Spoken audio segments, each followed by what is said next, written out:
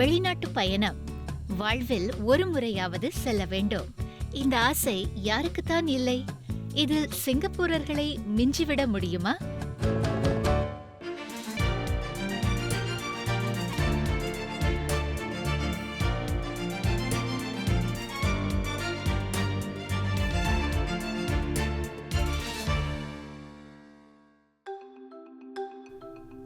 வெளிநாட்டு சுற்றுலா, அதிலும் புதிய ஆக்கப்பூர்வமான பயண அனுபவம். இவற்றை பற்றி இணையத்தில் தேடுவோர் பட்டியலில் சிங்கப்பூரர்களே முதல் நிலையில் உள்ளனர். இவ்வாண்டு ஜூன் மாதம் வெளியான கூகுள் அறிக்கை அதை காட்டுகிறது. பயணம் மீது ஏன் இந்த ஆசை? பயணிகளின் எதிர்பார்ப்புகள் என்னென்ன? புதிய சூழல், வித்தியாசமான மக்கள். வெளிநாட்டுக்கு பயணம் செய்வோர் இவற்றை மட்டும் எதிர்பார்ப்பதில்லை. தன்னை பற்றி ஆழமாக புரிந்து கொள்ளவும் தன்னை வளர்த்து கொள்ளவும் ஒரு வாய்ப்பாகவும் கருதுகின்றனர். பயணத்தின் போது ஏற்படக்கூடிய சிக்கல்கள், சவால்கள், அவற்றை கையாளும் திறமையை பெற முடிகிறது. அதனால் தன்னம்பிக்கையும் விடாமுயற்சியையும் வளர்த்து கொள்ள முடிகிறது. இவ்வாறு சொல்கிறார் அடுத்து நாம் சந்திக்கவிருக்கும் மகேஷ். 2016 எனக்கு பிரெஸ்ட் கேன்சர் ஸ்டேஜ் 3. ஸோ அது கீமோதெரப்பிலாம் போயிட்டு எல்லாம் சரியாயிரும்னு சொல்லும் போது நினச்சேன், எனக்கு இன்னொரு கோல்டன் ஆப்பர்ச்சுனிட்டி கிடச்சிருக்கேன், ஒரு நியூ லீஸ் ஆஃப் லைஃப் கிடைச்ச மாதிரி என்ன செய்யலாம்னு நினச்சி எனக்கு ட்ராவலிங் தான் பண்ணணும்னு இருந்துச்சு. ஒரு வருஷத்துக்கு இப்போ நான் ஒரு 4 வாட்டி ட்ராவல் பண்ணுறேன். புற்றுநோய் கூட இவரின் பயணங்களுக்கு தடையாக அமையவில்லை. எந்த ஒரு சூழலையும் தனக்கு சாதகமாக அமைத்துக் கொள்ள வேண்டும் என நினைத்தார். கிடைக்கும் நேரத்தை முழுமையாக பயன்படுத்திக் கொள்ள விரும்பினார். உலகை வலம் வர தொடங்கினார். இதுவரைக்கும் நான் 26 நாடுகளுக்கு போயிருக்கேன்.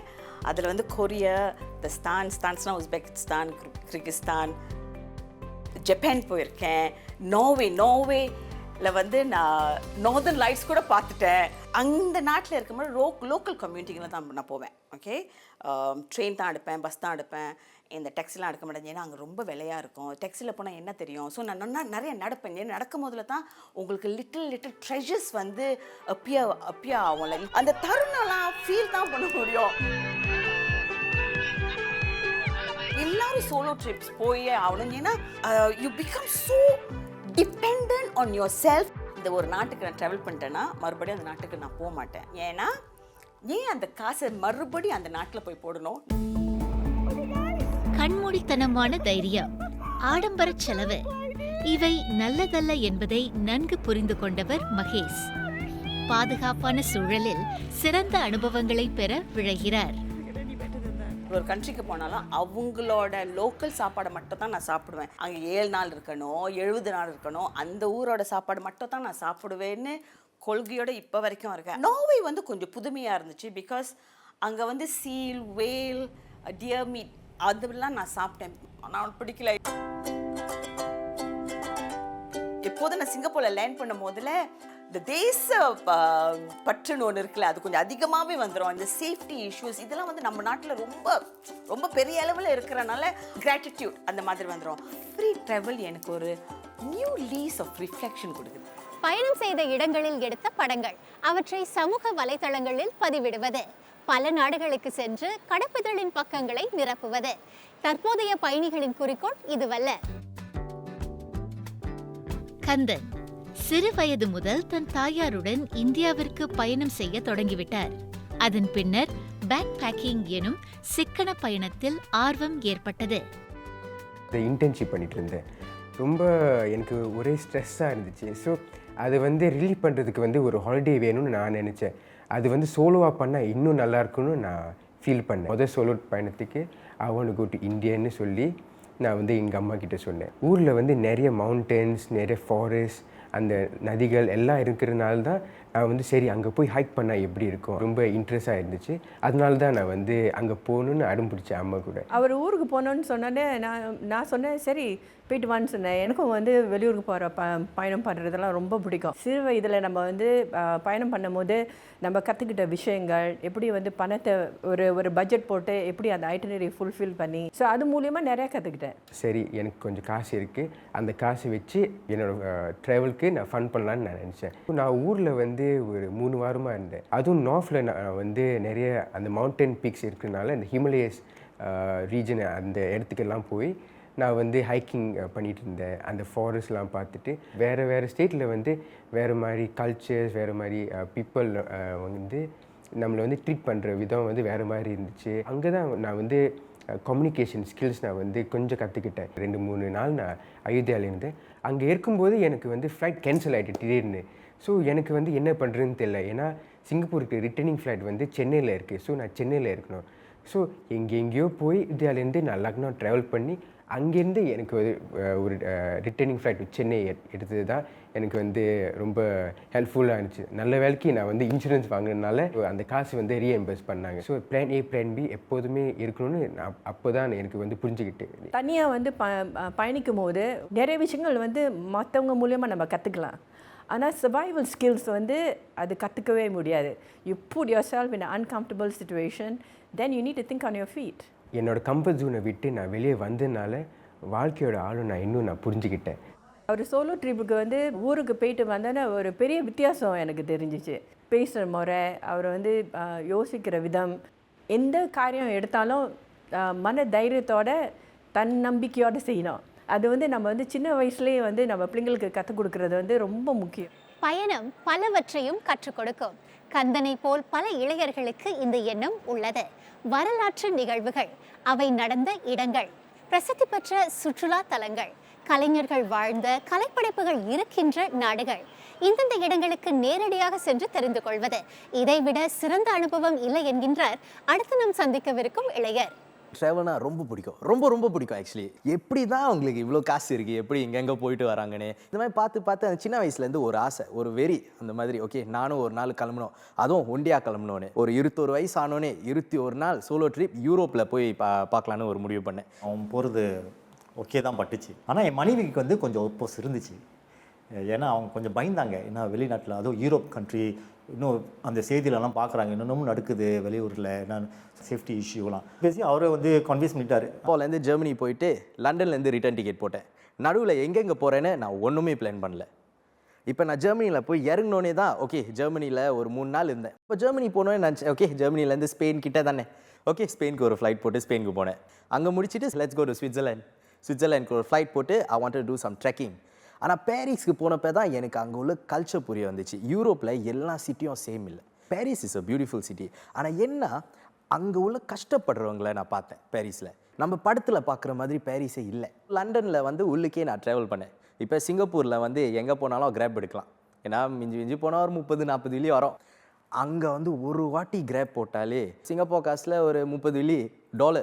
ஸோ அங்கே வந்து நான் பஸ் எடுத்து போய் ட்ரெயின் எடுத்து இங்கே ட்ரெயின் மாற்றி ட்ரெயினில் காணாமல் போய் அப்புறம் அந்த, ஏன்னா அங்கே உள்ள எம்ஆர்டி மேம் சிங்கப்பூரோட எம்ஆர்டி மேம் மாதிரி இல்லை. இங்கே உள்ள public transport is very good. அதை வந்து நான் முந்தி அப்ரிஷியேட் பண்ணல, இங்கே வந்தோடனே தான் நான் அப்ரிஷியேட் பண்ணேன். இந்த ட்ரிப்பில் ரொம்ப முக்கியமான அம்சம் வந்து எவ்வளோ செலவு பண்ண போகிறோன்னு. அவர் சொன்னார் வந்து கவலைப்படாதுங்கப்பா, நான் 21 வயசுல தான் கிளம்புறேன். ஸோ எனக்கு 20 வயசுலேருந்து 21 வயசு வரைக்கும் நான் சேமிச்சுட்டு அந்த என் காசு எடுத்துகிட்டு என் சொந்த காசில் எடுத்துகிட்டு நான் எக்ஸ்பென்சஸ் போக போகிறேன். ஸோ அவன் சொல்லும்போது எனக்கு ரொம்ப ப்ரௌட்டாக இருந்துச்சு, என் மனைவிக்கும் ரொம்ப ப்ரௌட்டாக இருந்துச்சு. இந்த சேவிங்ஸ் வச்சு அவன் யூரோப் ட்ரிப்புக்கு போகிறான்னு ஒரு ரொம்ப சந்தோஷமாக இருந்துச்சு. இப்போ நான் வந்து ஹாஸ்டலில் வந்து வேறு 5 கைஸ் கூட தங்கினேன். இப்போ எனக்கு அல்ஜீரியாவிலேருந்து USA வரைக்கும் ஃப்ரெண்ட்ஸ் இருக்காங்க. ஒன்றா சமைப்போம், ஒன்றா துணியெல்லாம் துவைப்போம். ஆக்சுவலி நான் சிங்கப்பூரில் இருந்தவரை எனக்கு வாஷிங் மிஷினை அவ்வளோவா பாய்க்க தெரியாது, ஒரு அளவுக்கு தெரியும். அங்கே போனது தான் நான் கற்றுக்கிட்டேன். ஓகே, என்ன அளவு போடணும், எப்படி போடணும், டிட்டர்ஜென்ட் போய் வாங்குகிற டிட்டர்ஜென்ட்க்கு சாஃப்ட்வேருக்கு வித்தியாசம் அப்போ தான் நான் கண்டுபிடிச்சேன். புத்தகங்கள் வழி பொது அறிவை வளர்த்து கொள்வது ஒரு வழி. அருங்காட்சியகங்கள், வரலாற்று சின்னங்கள், கலைகள், விளையாட்டுகளை பறைசாற்றும் இடங்கள், இவற்றுக்கெல்லாம் நேரடியாக சென்று கண்டு களிப்பதற்கு ஈடாகுமா? தொடர்ந்து இணைந்திருங்கள். இடைவேளைக்கு பிறகு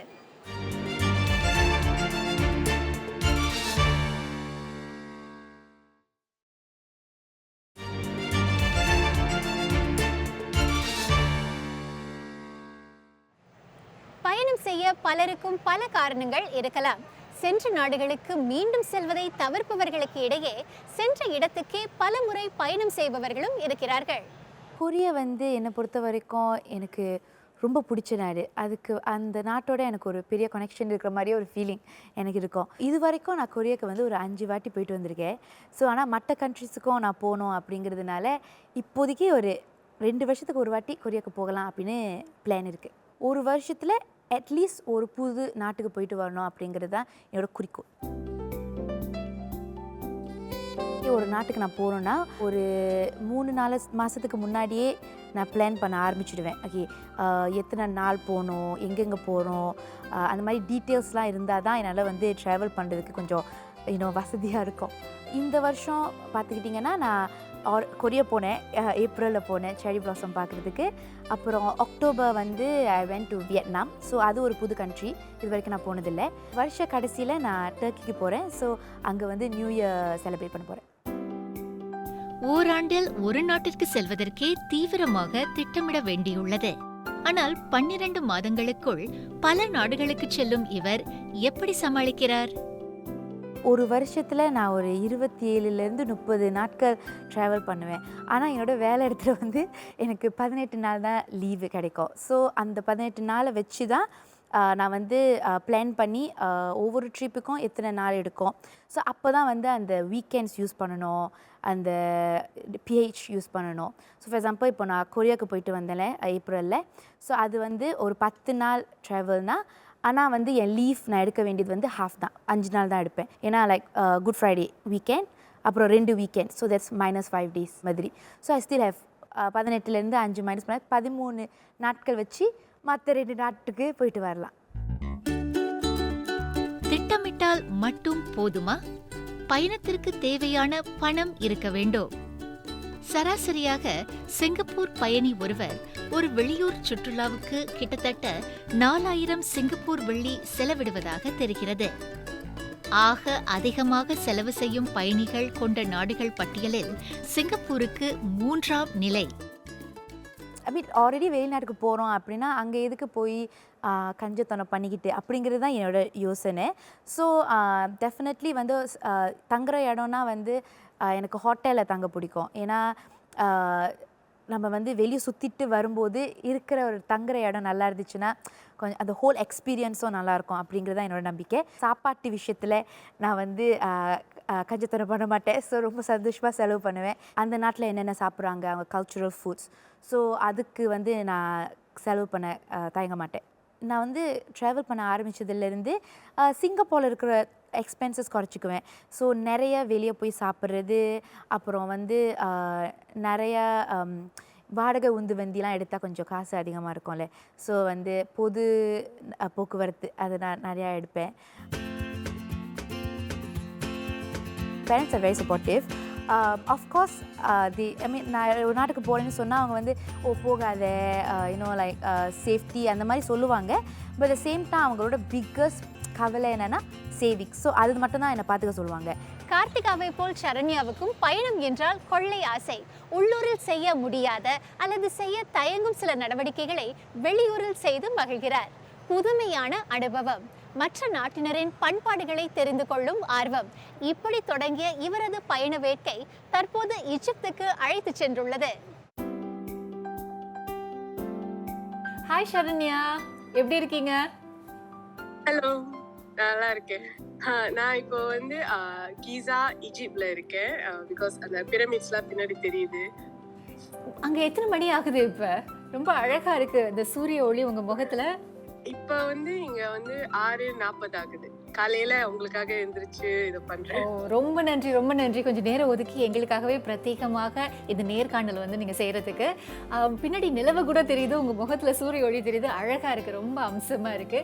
அது மட்டும் இல்லாம MediaCorpல இருந்தபடியே இப்ப ஈஜிப்ட் பிரமிட்லாம் எங்கள்கிட்ட நீங்க காட்டிட்டு இருக்கீங்க. எனக்கு வந்து சின்ன வயசுல இருந்து ஈஜிப்ட் போகணும் ஆசை. பிகாஸ் எனக்கு பிரமிட்ஸ் மேல வந்து அது ஒரு லவ். அது ஏன்னு எனக்கு தெரியாது. ஸோ வந்து நான் ஈஜிப்ட் போகணுன்னால இதை சுற்றி உள்ள மித்த நாடுகளையும் பார்த்துட்டு இப்போ கடைசியாக இப்போ ஈஜிப்டில் இருக்கேன். இது நான் வந்த 5வது நாடு. 5 நாடுகள் சொல்லியிருந்தீங்க, எந்தெந்த நாடுகள்? முதல்ல போனது வந்து கிரீஸ்ல ஒரு 6 நாள், அதுக்கப்புறம் சைப்ரஸ், டர்க்கி, ஜார்டன், இப்போ வந்து ஈஜிப்ட்ல இருக்கேன். இந்த வருஷத்துல மட்டும் எத்தனை பயணங்கள் போயிருக்கீங்க? இந்த வருஷத்துல கொஞ்சம் கம்மியா தான் போனேன். பிகாஸ் இந்த ஒரு மாசம் லீவ்க்காக நான் சேவா பண்ணேன். ஸோ ஏப்ரல்ல கொரியா போனேன், அப்புறம் ஜூலை வந்து பாலி போனேன். ஸோ இப்ப இந்த 5 நாடுகள். சராசரி ஆட்கள்லாம் இவ்வளோ பயணம் செய்யறது கிடையவே கிடையாது. உங்களுக்கு வந்து பயணத்துல அவ்வளோ ஆர்வம் இருக்கிறதுக்கு என்ன காரணம்? எனக்கு வந்து ஒவ்வொரு நாட்டுக்கு போறோம், அவங்களோட அந்த கல்ச்சர், உணவு எல்லாம் அது எனக்கு ஏதாச்சும் டிஃப்ரெண்டா ட்ரை பண்ணணும். நான் ஒரு நாட்டுக்கு போனாலே நான் வந்து சொல்லிக்குவேன், நான் அந்த நாட்டோட சிட்டிசன் தான் அப்படின்னு சொல்லிட்டு. கடந்த 10 ஆண்டுகளாக தனியாகவும் குழுக்களிலும் பயணம் செய்துள்ளார் சரண்யா. செல்லவிருக்கும் நாடுகளை எப்படி தெரிவு செய்கிறார்? ஓராண்டிலேயே 2 அல்லது 3 பயணங்கள் என்றால் எப்படி வேலையிலிருந்து விடுப்பு கிடைக்கிறது? ஆக்சுவலி நான் வந்து இது நான் போன வருடமே வந்து பிளான் பண்ணிட்டேன். ஸோ வந்து எங்க மீட்டிங் ஸ்கெடியூல் வந்து ஒரு வருஷத்துக்கு ரிலீஸ் ஆயிடுச்சுன்னா நான் முன்னாடியே பிளான் பண்ணிடுவேன். எந்தெந்த வாரம் வந்து மீட்டிங் இருக்காது. அப்புறம் என் பாஸ் கிட்ட அப்படியே என்ன இப்ப இந்த ஒரு மாசம் கன்ஃபார்ம் நான் வந்து ஒரு மீட்டிங் ஸ்கிப் பண்ணி ஆகணும். அதனால என் பாஸ் கிட்ட நான் முன்னாடியே சொல்லிடுவேன். அதனால எனக்கு கொஞ்சம் ஈஸியா இருந்துச்சு. கோவிட் ஆரம்பிச்சனால எனக்கு வந்து ஒரு 2 வருஷம் வந்து நானாவே இல்லை. ஸோ 2022ல இருந்து தான் வந்து கொஞ்சம் அஃபிஷியலி கொஞ்சம் நானே வந்து பணம் யூஸ் பண்ணி டிராவல் பண்ண முடிஞ்சது. ஸோ 2022 வந்து ஜூன்லேயே அவங்க வந்து திறந்தாங்க, இந்த மாதிரி ஓப்பன் அப் பண்ணாங்க, லைக் செகண்ட் ஹாஃப். அப்பயே ஒரு 5 ட்ரிப் போயிட்டு வந்துட்டேன். ஆமாம், நீங்கள் வந்து நல்லா சேமித்து வச்சுருந்துருப்பீங்க இந்த கோவிட் காலகட்டத்தில். அதன் பிறகு வந்து பயணம் வந்து ஒன்றன் பின் ஒன்றாக நீங்கள் போயிருப்பீங்க. சரி, பல பேர் இப்போ இதை பார்த்துட்டு இருக்கும்போது சரி பயணம் மேற்கொள்ளணும், இங்கெங்கெல்லாம் போகணும் அப்படின்னு ஒரு மனக்கணக்கு போட்டு வச்சுருப்பாங்க. அவங்களுக்கு என்ன சொல்ல ஆசைப்படுறீங்க? You only live once. எப்போ வாய்ப்பு கிடைக்குதோ அப்பயே டிராவல் பண்ணிருங்க. பிகாஸ் 2020ல பெண்டமிக்லாம் வந்துச்சு. அப்போ நிறைய பேர் வருத்தப்பட்டிருப்பாங்க, இப்போ டிராவல் பண்ணலாமே அப்படின்னு சொல்லிட்டு. ஸோ எப்போ வாய்ப்பு கிடைக்குதோ அப்பயே டிராவல் பண்ணிருங்க. எனக்கு திருப்பி இந்த வாய்ப்பு எப்போ கிடைக்கும்னு தெரியாது. விடுப்பு கிடைத்தால் போதும் வெளியூர் பயணம் என இருப்பவர்கள் பலர். இந்த காலத்திலும் ஒருமுறை கூட வெளிநாடு செல்லாதவர்கள் இருக்கிறார்களா?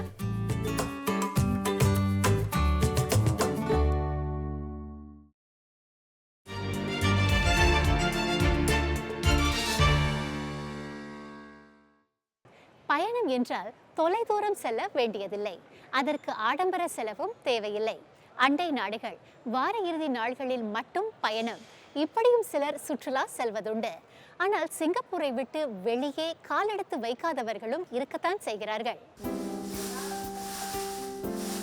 குவேனுக்கு இந்த ஆண்டு 40 வயதாகிறது. சென்ற ஆண்டுதான் இவர் முதன்முறையாக விமானத்தில் ஏறினார்.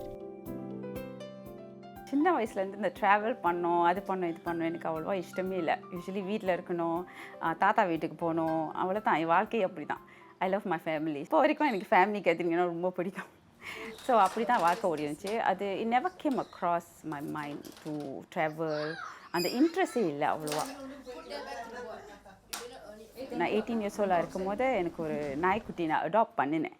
He was 8 years old. He was abandoned. So அவருக்கு வந்து செப்பரேஷன் anxiety நிறையாவே இருந்துச்சு. ஸோ அவர்னால 12 வருஷமாக நம்ம எங்கேயோ போகல.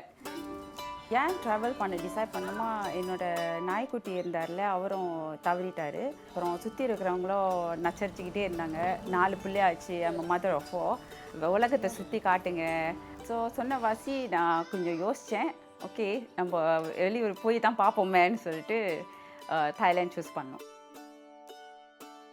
தாய்லாந்து வந்து சிஸ்டர் இன்லானால தான் நம்ம தாய்லாண்டை சூஸ் பண்ணோம். அவங்க தான் இன்சிஸ் பண்ணாங்க, தாய்லாந்து கிட்டேயா இருக்க, why not, it's your first time travel பண்ணுறீங்க, ஸோ ஒரு ஷார்ட் ஃப்ளைட் எடுத்துகிட்டு தாய்லாந்து போனோம். அங்கே தாய்லாந்து போனப்போ எல்லோரும் ஒன்றா இருந்தோமா, அதை பார்த்த பிறகு எனக்கு இன்னும் இந்த மாதிரி ஃபேமிலி கேதரிங் பண்ணணும். ஸோ இந்த மாதிரி ட்ராவல் பண்ணால் maybe we have more time together. So அதனால தான் மேபி நான் முன்னே ட்ரிப்ஸ் ஆர்கனைஸ் பண்ணலான்னு இருக்கோம். ரீசன்ட்லி நான் ஒரு டிஎன்ஏ டெஸ்ட் எடுத்தேன். அதில் நான் வந்து part Japanese, part Korean and Melanesian and Indian. So இந்த ரிசல்ட் வந்தோடனே எனக்கு இன்னும் ட்ராவல் பண்ணணுன்னு தோணுது. ஜப்பானுக்கு போகணும், கொரியாவுக்கு போகணும், என்னோடய ரூட்ஸை கொஞ்சம் பார்க்கணும். மெலனீஷியன் வந்து ஃபியூ ஐலண்ட்ஸ் குறிப்பிட்டு சொல்லுவாங்க மெலனீஷியன். ஸோ மேபி அந்த ஐலண்ட்ஸ் எல்லாம் நான் ட்ராவல் பண்ணி பார்க்கணும், எனக்கு ரொம்ப ஆசையாக இருக்குது. 43 வயதான செல்வி ஒரு முறை கூட விமானம் ஏறியதில்லை. மலேசியாவின் ஜொஹூர் பாரு, கோலாலம்பூர் நகரங்களுக்கு ஓரிரு முறை சென்றிருக்கிறார். இதுவே இவரின் வெளியூர் அனுபவம். இளமையில் குடும்பச் சூழலால் அவரால் பயணம் செய்ய இயலவில்லை. இன்றும் வெளிநாட்டிற்கு செல்வது நிறைவேறாத குறையாக உள்ளது என்கிறார் இவர். எங்களுக்கு அந்த ஒரு ஆப்பர்ச்சுனிட்டி கிடையாது ஃபேமிலியில். ஏன்னா அம்மாவுக்கு 4 பிள்ளைங்க, அதனால் வந்துட்டு வேலை அந்த மாதிரி ஒரு கான்சன்ட்ரேஷன் இருந்தனால எங்கள் அம்மாவுக்கு அந்த ட்ராவலோட பிளானை வந்துட்டு அந்த அளவுக்கு நம்ம வந்துட்டு யோசிக்க கிடையாது. எனக்கு வந்து ட்ராவல் பண்ணுறது நிறையா பிடிக்கும். எனக்கு சின்ன வயசுலேருந்து நிறையா ட்ரீம்ஸ் இருக்குது. அதெல்லாம் போய் ரீசர்ச் பண்ணிலாம் பார்த்துருக்கேன் கொஞ்சம். செல்வியைப் போலவே அவரின் 63 வயது தாயாருக்கும் ஓர் ஆசை. ரொம்ப வருஷமாக எனக்கு விவரம் தெரிஞ்சதுலேருந்து அம்மாவுக்கு ஆல்வேஸ் சொல்லுவாங்க, எனக்கு அன்னவேளாங்கண்ணி கோயில் போன ஆசையாக இருக்குது அப்படின்னு. ஸோ எப்படியாச்சும் ஒரு நாள் என்னை கூட்டிகிட்டு போயிருன்னு கேட்பாங்க.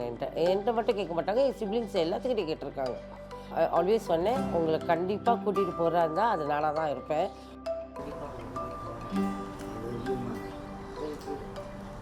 ஸோ செகண்ட் வந்துட்டு எனக்கு ஆக்சுவலி வந்துட்டு இந்தோனேஷியாவுக்கு போக ஆசை. எங்கள் பாட்டி வந்துட்டு ஒரு இந்தோனேஷியன். ஸோ அவங்களோட மேடான் அந்த ஒரு வில்லேஜ் இருக்குது, அந்த வில்லேஜுக்கு போன ரொம்ப ஆசை எனக்கு. ஏன்னா எங்கள் அப்பாவுக்கு அது வந்து ஆப்பர்ச்சுனிட்டி கிடைக்கல. ஆனால் அப்பாவோட சிப்ளிங்ஸ் எல்லாருமே மேடானுக்கு போயிருக்காங்க. அப்புறம் 3வது வந்துட்டு என்னோடய ட்ரீம் பிளேஸ் இஸ் பாரிஸ். அந்த பாரிஸ் ஏன் ரொம்ப பிடிக்கும்னா, ஜீன்ஸ் படம் வந்ததுலேருந்து அப்போலேருந்து எனக்கு அந்த பாரிஸ் பிடிக்கும்.